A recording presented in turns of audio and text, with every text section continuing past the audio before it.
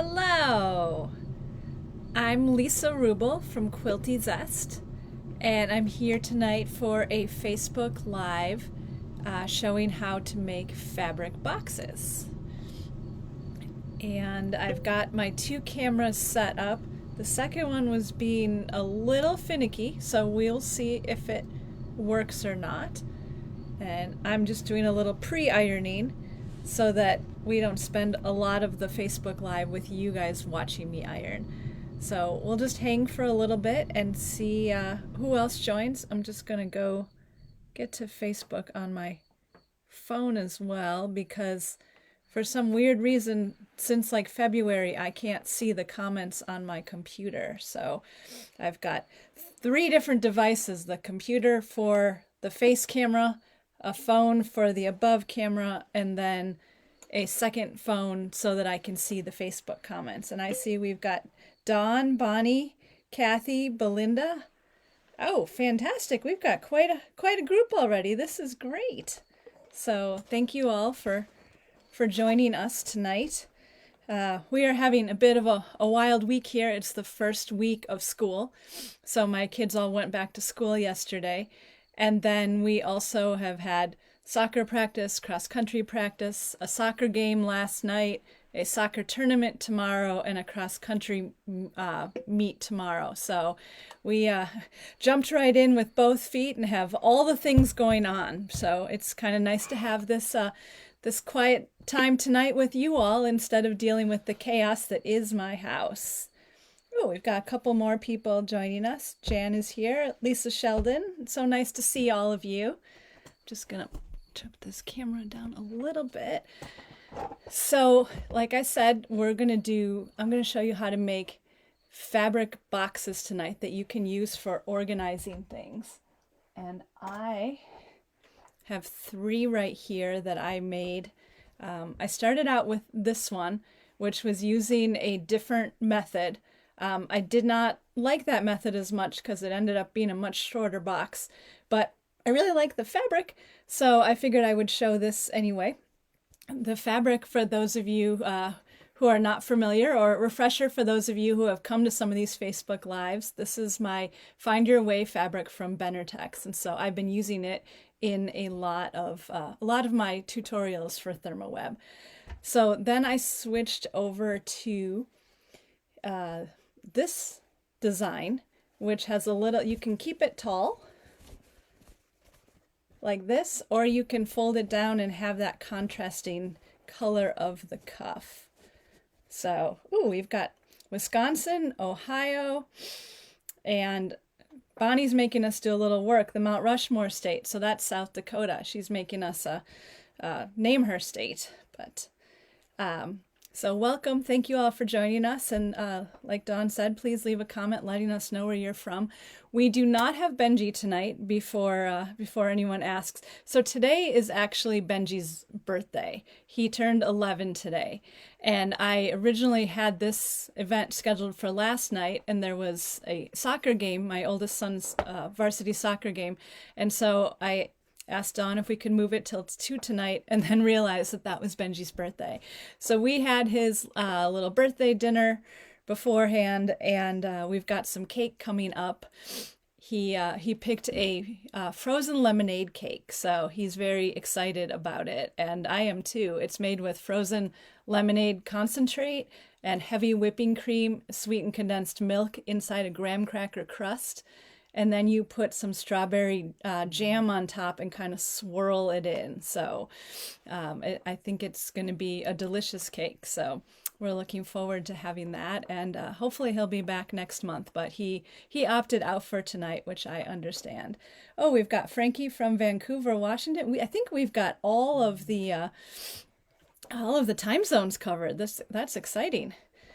So, Judy says she's excited for my fall release, Nature's Way. Yes, Nature Unfiltered is what it's called, and I'm actually going to be showing you a little bit of that tonight as well, because I ended up getting my sample fabric this week. So we'll be talking about that. So this was the basic box that I made with the the light aqua maize fabric inside, and then the cairns on the outside. And then for the next one, because you just have to try one more thing, I decided to make a patchwork version. So I pieced together a bunch of 3.5-inch squares, and you can see it's patchwork on all sides, and then it's got the fun traverse fabric on the inside. So I'm going to show you how to make the basic box tonight. This uses the same method, but then after I show you the basic box, I've got another one partially assembled, and I'll show you how that assembly goes together. But the basic gist of it is that no matter what piecing you want to do, whether you do something like this or stripes, or I was actually thinking diagonal stripes would be super fun, all you need to do is start with 2 outside pieces that are 12.5 inches square. So whether that's just solid fabric or something that you've pieced, 2 12.5-inch square pieces, and then you'll end up with a fabric box about this size. And let's see if I measure it. It's about 5 inches. It's a little taller. It's about 5 by 5 by 6. So it's a nice size for keeping things in your sewing room or even in other areas of the house. So let's talk a little bit about what I'm using tonight. So I did a little experiment too. So this particular box, I used a layer of Fusible fleece and a layer of the Craft extra firm interfacing in it.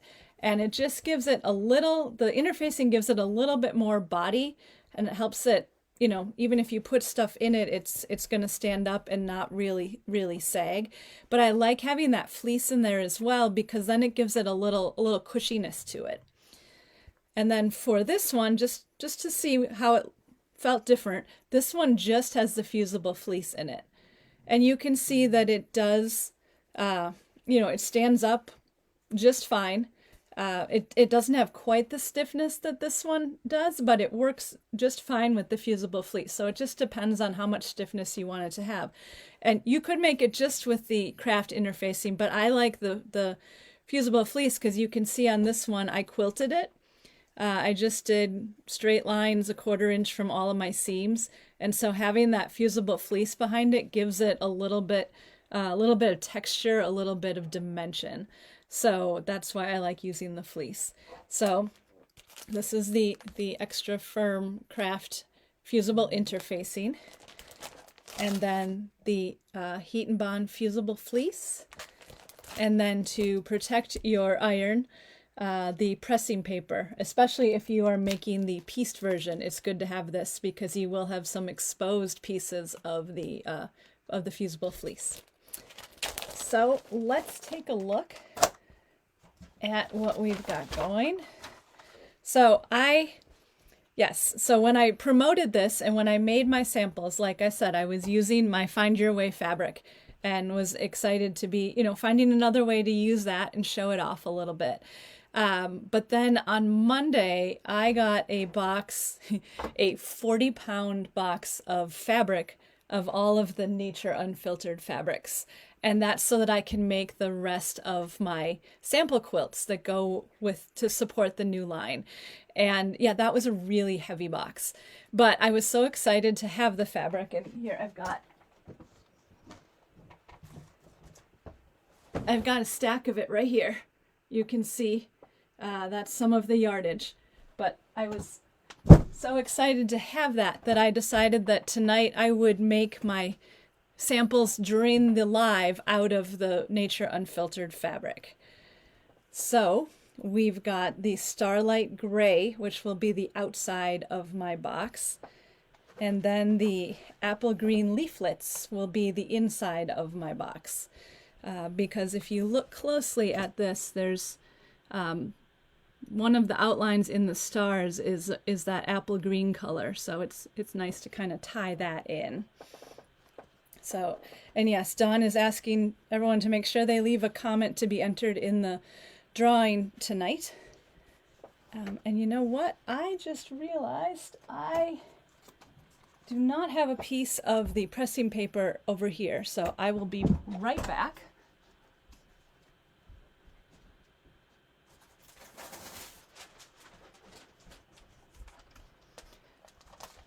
All right, I've got a big ironing board away from my camera, and that's where I had left my pressing paper.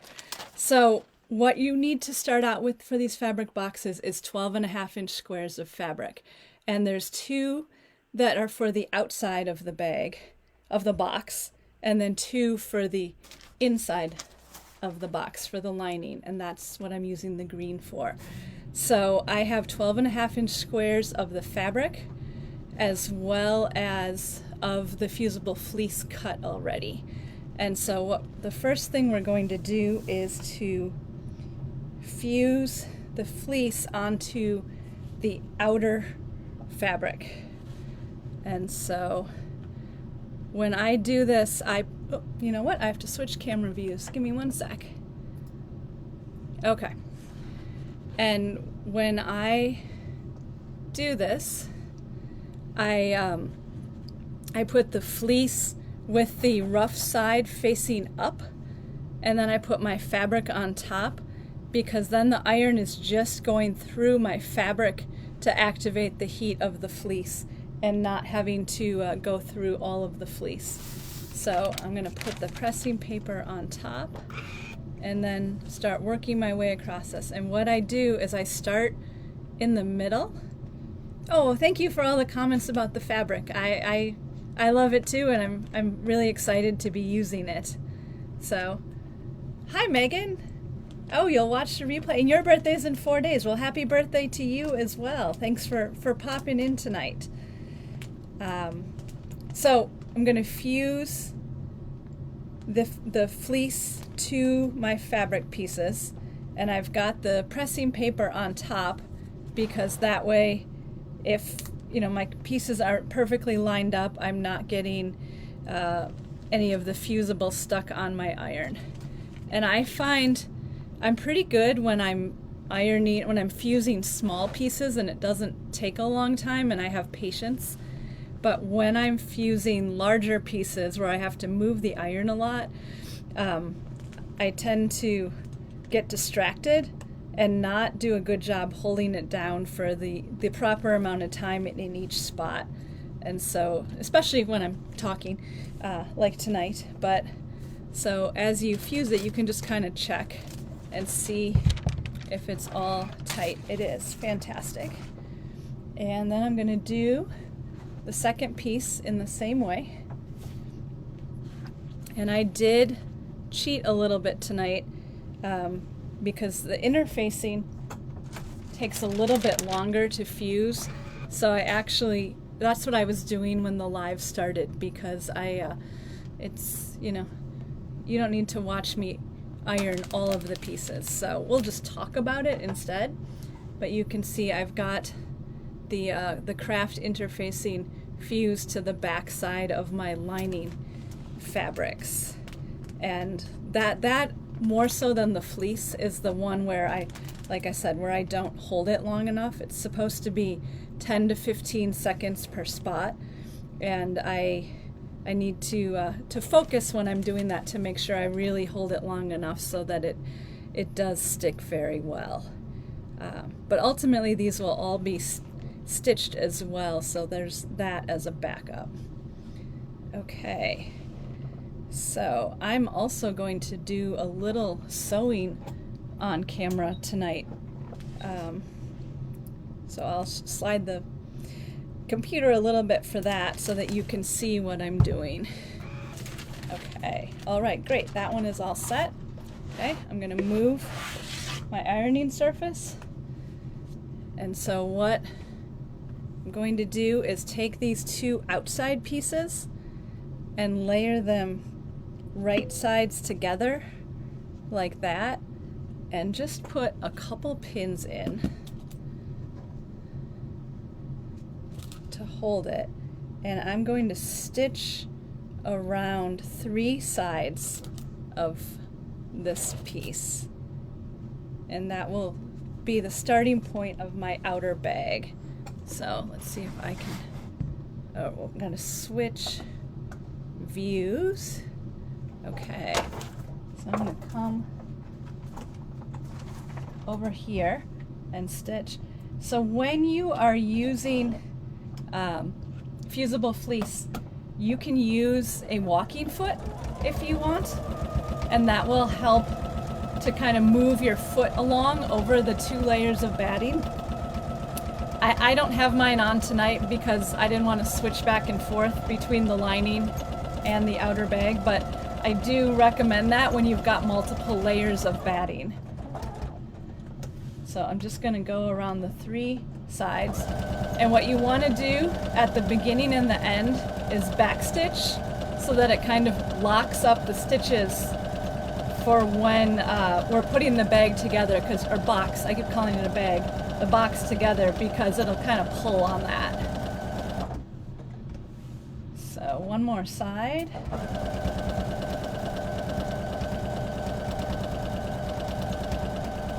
Okay. So the next thing that we're going to do is cut the corners and then box the corners of this fabric box. And it's the same technique that you use for making a bag as well. So this works for both. Okay, let me switch it back to the other setting. Okay, yeah, walking feet are fantastic. I use mine all the time because it just helps move both the top and the bottom layer of the fabric along more evenly with each other.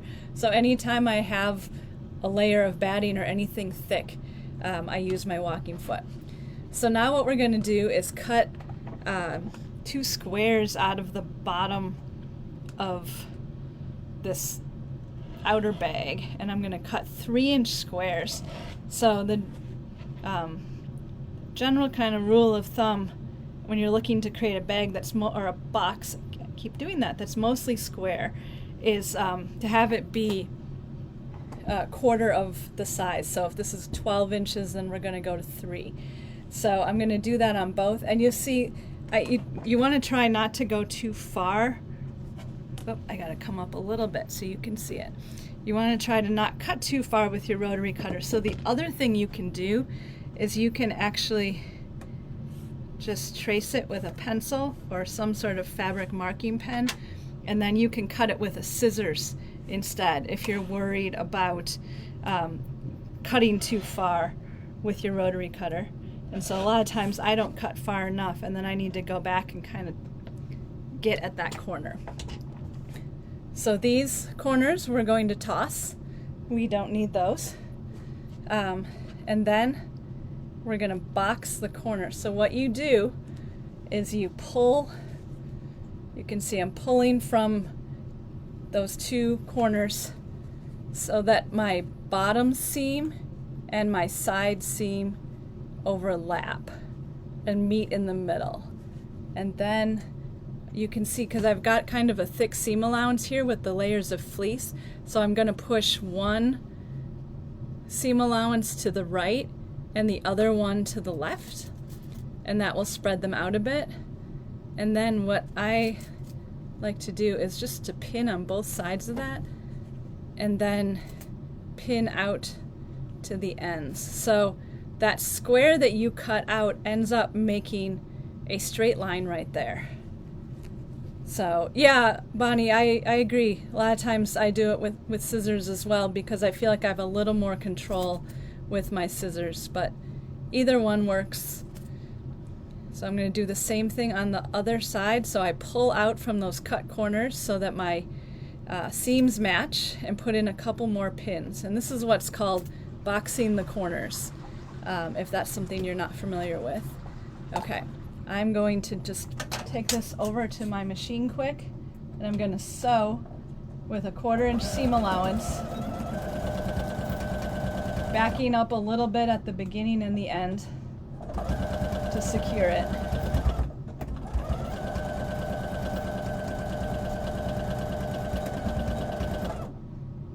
Okay, kind of like purse corners, exactly like purse corners. Yep, this technique works for a lot of things, and it's nice because once you know how to do it, anytime you see directions that say box a corner, you already know what to do. Okay. I did not switch the camera back over because this was going to be quick. Okay. So, you can see I stitched across these, and so if I turn this right side out, I've got my outer bag right there. Nice little square bottom, and there we go.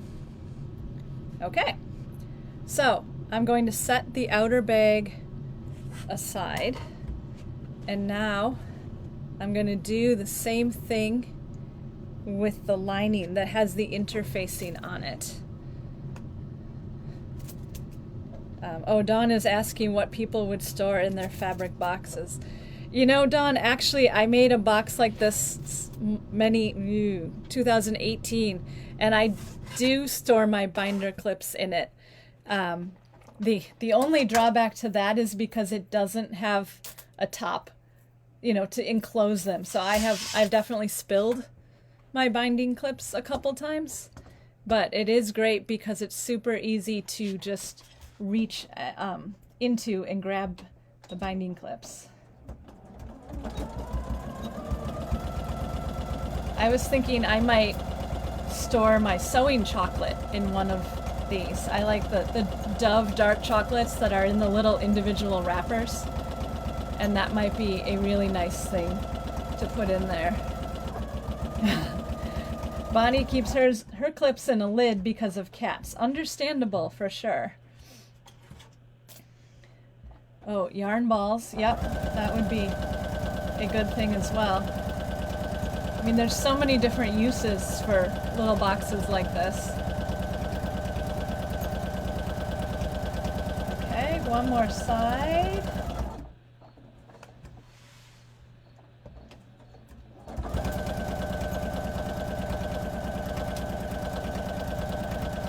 I think you also could keep some M&Ms, yeah. You could keep some spools of thread in there if you had a couple that you use pretty regularly, and just keep them handy. Not too many because you don't want them to get tangled. My scissors fell. Okay. Okay. Okay, so now I'm going to switch back and gonna get this out of the way. I'm going to cut those bottom squares again to the 3 inches. Okay. And when you're boxing things like this, the bigger the squares that you cut, the bigger the bottom and the depth of your box or your purse will be. So if you cut, like, say 1.5 inch squares, you will end up with a very thin bottom, kind of like, you know, a thin sort of pocketbook type purse thing. So that's something you can keep in mind. And what I do if I'm sewing a bag and I'm not totally sure what I want the bottom to look like, I will start out by cutting a smaller square, and then I will pin it like this to see what my bottom would look like. And if it's too small, I can always make the squares bigger. But once you cut a size square, you cannot go smaller than that. So that's why you want to start out with the larger or with the smaller option, and then go larger as you need to. So yeah, these do go together very quickly, Dawn. A little slower when you do the patchwork version, but okay. So now I'm going to sew these bottoms as well.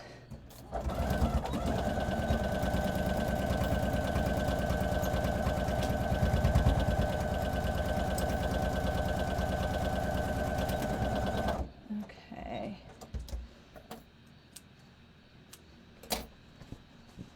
And I find too, you know, when I'm talking about the size of the squares for the bottom, when you are making a bag and you're deciding how tall you want the bag to be, you need to remember to factor in that some of the bag will disappear into the bottom.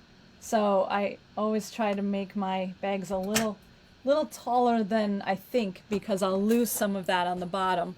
And then when I do that, you know, my bag ends up short and squat instead. Okay, so now we're going to move on to the really the second last step. So I've got my lining, which is inside out, and I'm going to put my outer bag box, whatever you want to call it. Clearly I want to call it a bag. Put the outer box inside, and you're going to line up the seams. And same thing where you're going to put one seam allowance in one direction and the other in the other direction and pin. Okay. And then you're going to do the same thing on the other side. So line up those seams again and pin.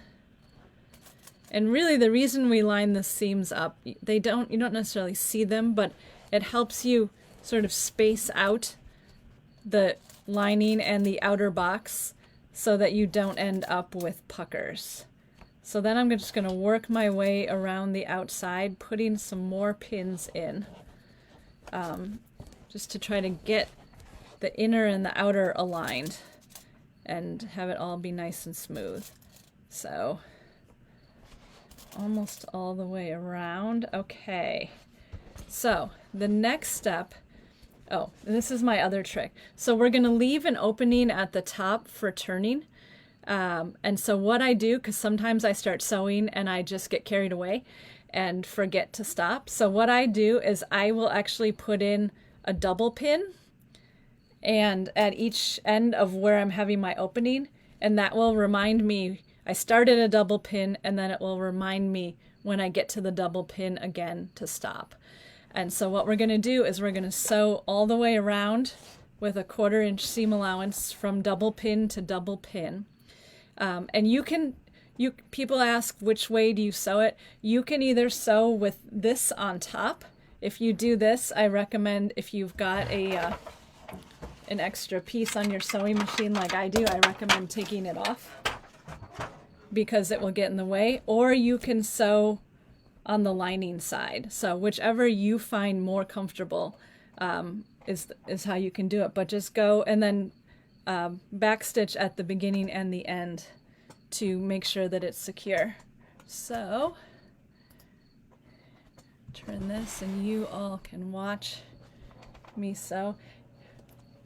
Yes, that's one thing we all have in common, is a decent sized stash that, you can always find other people who will appreciate using some of that fabric. And this, or you can make them fabric boxes and do that. But you could even use these boxes to hold your fabric scraps.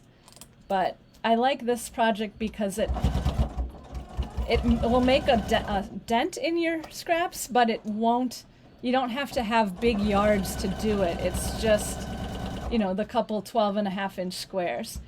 And if you want a smaller or a bigger box, you can adjust the size of the square that you start with. But it tends to be size fabric we all have hanging around.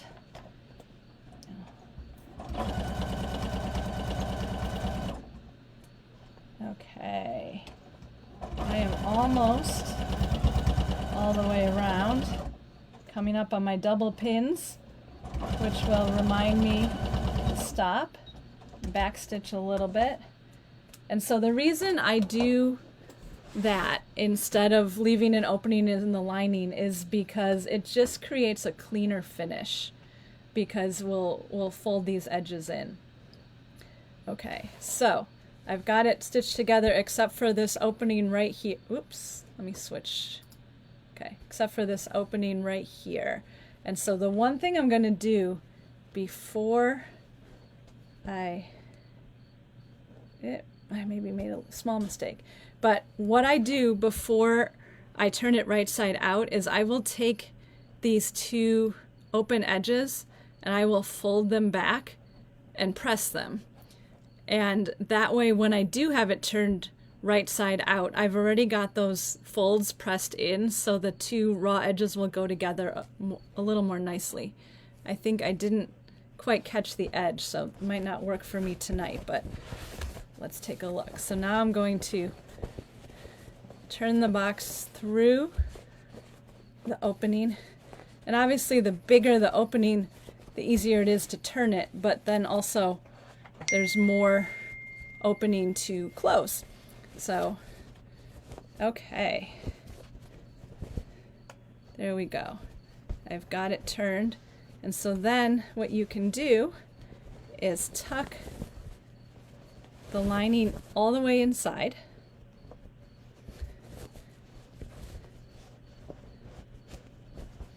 Okay, get it all tucked in and kind of push down. And if you do have that layer of interfacing in here, this is when you kind of have to show the fabric who's boss, because it is a little bit more stiff. And then this is where you will fold that outer edge and fold that inner. And when you have that done nicely, you just pin it in place. And then you're going to top stitch all the way around the outer edge of the bag. And what I do before that is I will press this whole top edge, which will just help it all to lay very flat. And then after you have that done, let's switch back. You can fold that down and you've got that great little color cuff at the top, and there's your finished box. So there we go. Here's my very first box out of Nature Unfiltered. I'm thinking, based on how addictive the first three I did were, that I will make some more. So the one last thing I'm going to show you, where did I put it, is about making the patchwork box. Okay, so here is the patchwork that I created, and you can see, so I did 3.5-inch squares, and okay, oh, we have a special visitor. Hello. Benji stopped by. Are you coming to say goodnight? Huh? Not yet. No? Okay. We're waiting for you. For Okay, great. everything. Well, great. Okay, well, now that you said hello, and by the way, Hello. people said happy birthday Thank you. in the thing, so Yes, thank you. yes, so go back up, and when I'm Right. done, I will come up, okay? Thanks for coming Show to the say fabric hi. who's the boss. People were asking about you. Alright. Okay, see ya. Okay, so to make the same size patchwork box, I did 3.5-inch squares. And yes, the birthday boy. Thank you for the birthday wishes. And I could have done 16 squares, but I'm just going to cut those two bottom squares out. So what I ended up doing in that bottom row, you can see I just did 2 squares because it'll end up getting cut. So yes, he is waiting for the cake. And so I've got 3 rows of 4 together, and then this at the bottom. So if you're doing this too, also think about, the squares that are on the bottom don't get as much airtime because they're going to be sitting. So, now these are not my least favorite fabrics, but put your least favorite fabrics down at the bottom because you won't see them too much. So I created this piece, and what I did with this bottom one, when I went to sew it on, since it's not the whole length, I just lined up the seam from this 2 patch with this seam here, and then I spread the sides out because that will help keep everything in line. So then when you go to put this on the fleece, you're going to line up those top edges and spread it out. And you can see I've got 2 corners of the fleece right here. And this is where, when you put the pressing cloth over, you can cut this out now if you want, or you can just put the pressing cloth over and you don't have to worry about this fusible getting on your iron because the pressing cloth will catch it. But you're going to fuse this down, and then I did the stitch lines just 1/4 inch on each side of my seams. And then I cut out these corners and just went on to box it like I did the other box. So super easy to do with the squares, and I really like, I put it on the ground again. I really like how it looks with the quilting in it. I just think it gives it a nice finished look. And really, if you wanted to, you could quilt this one too. You would just quilt the outside layer with the fusible fleece on it, quilt in straight lines or meander, whatever kind of design you want to use, and that will give it a nice look as well. But yeah, I see you all are saying that you like the patchwork. I do too.